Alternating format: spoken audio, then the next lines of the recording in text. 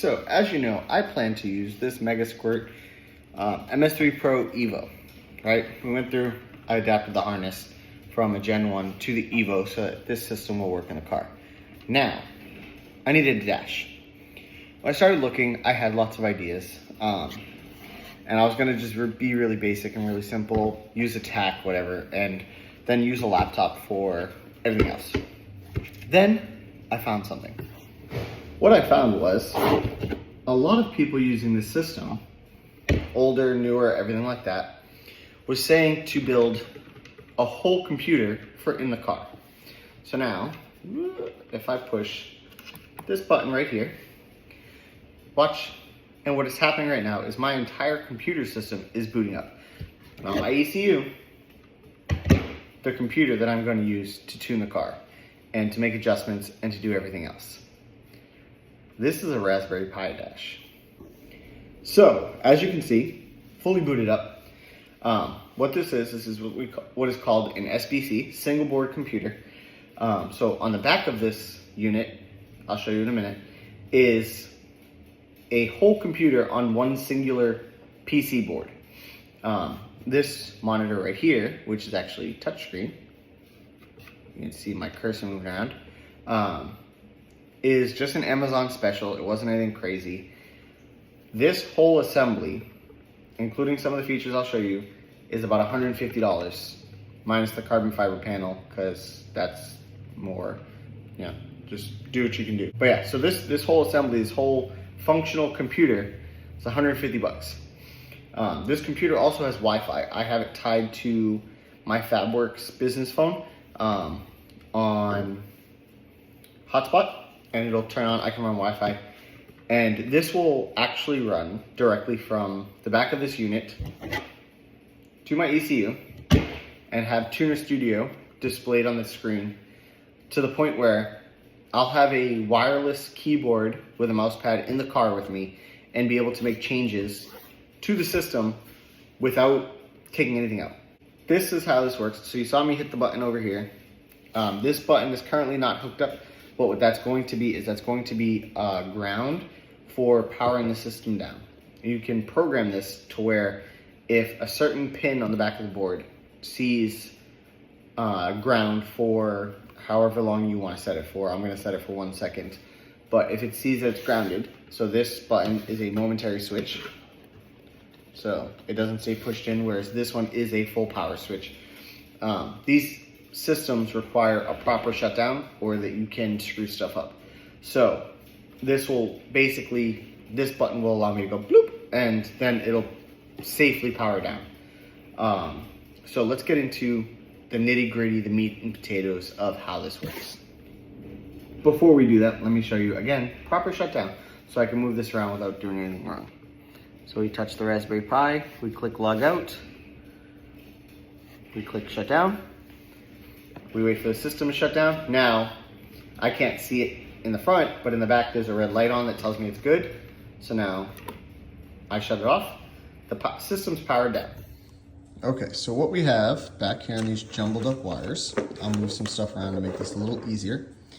This is a converter that converts 12 volts, so car battery. This is our little tiny extra battery. Converts 12 volt in to 5 volt, 5 amp out. And as you saw, there's no warnings or anything like that when it powered on, so it's producing the 5 amps and 5 volts that it needs. It runs through a USB-C. I actually have 2 of these. I'm gonna use one as like a phone charger, since everything I use is USB-C anyways. I'll tuck that into the dash. Now this, behind the ribbon cable, is a Raspberry Pi 5. This is the 4 gig version. It was supposed to be an 8 when I purchased it, but stuff happens. But it's a 4 gig. This uses an SD card. You can see it poking out right there. That has the whole operating system on it. At some point, I'm going to upgrade to an NVMe, which is essentially just a much bigger memory card to program everything off of. That will give it a lot more speed and ability to do things. So we'll get to that point. We'll get to there at some point. And then, like I said, this is my power on. So I do everything off ground if I can. It lets your switches live longer, or at least in my brain it does. So this ground will be to a chassis ground, or if I have a bus bar close enough, it'll go on a bus bar. And then this fused connection will go into a bus bar as well. This will be my power in. Now that goes directly to this. So then the switch triggers the ground. The Pi powers on the dash through these cables here, which connect into those I/O pins I was talking about earlier. See the little pins down there? We have a fancy fan. It came with it. The gentleman I got this off of didn't like the tiny little one, so he bought an upgraded one. It just plugged right into the board. The Pi 5 has this. I don't think they all have this. And then this is going to be the ground connection, which is that momentary switch I showed you. These here are going to be the brackets to hold the actual carbon panel in. Once that's all done, this is just gonna tuck in real nice and clean like that. Everything will fit in the back here to where it's not visible while the dash is in play. But let's see how long this takes to boot up currently. Okay, so everything's connected. So now at 5 seconds, powered on. So it's doing all the lights back here already. We're now about 10 seconds in. I've got all the pretty flashing lights back here. The screen is booting up. We're at like 15 seconds. Now this is utilizing a full Raspberry Pi operating system. It's not the Diet Pi. The Diet Pi would not work for me. There's another video on here that shows the Diet Pi one. I couldn't get it to function. I was doing all the things, the screen wouldn't work, a lot of stuff, so I had to go back to just the regular Raspberry Pi option. But this was fully booted in about 30 seconds. Something I'm thinking about, because that is a little bit longer of a boot time, is if I don't use this tiny little battery for running the car, because I don't think it's going to have the cranking amps to do that, I may just utilize it for this.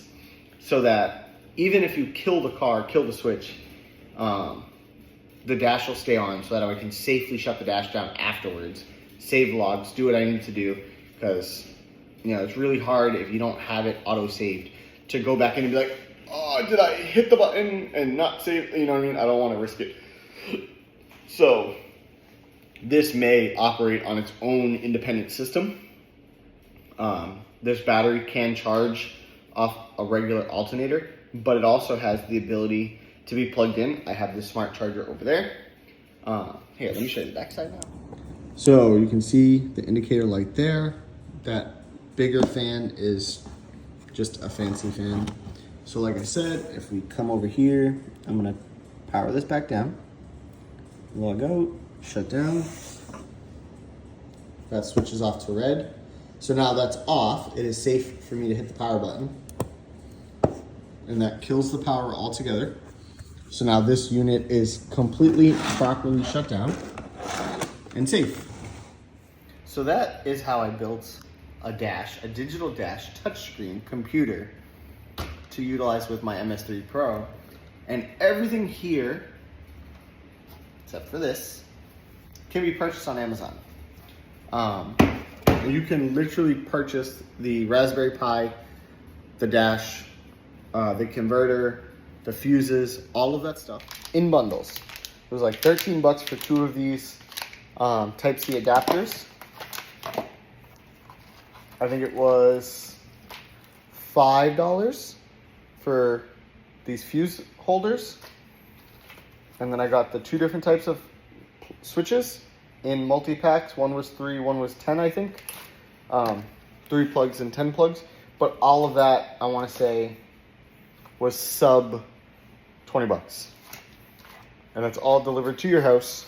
So if you include the screen, which that screen was like 40, I think it was like $36, $37 for the touchscreen 7-inch display. The Raspberry Pi, now I bought mine secondhand.